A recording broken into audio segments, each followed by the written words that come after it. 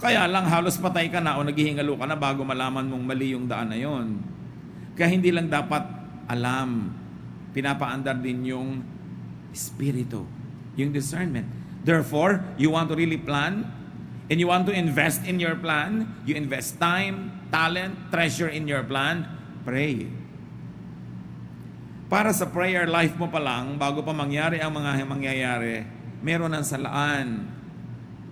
Napili na ng langit para sa iyo dahil alam ng langit ang punot dulo ng mga bagay. Kaya dapat lagi kang nakikipag-communicate sa kalangitan.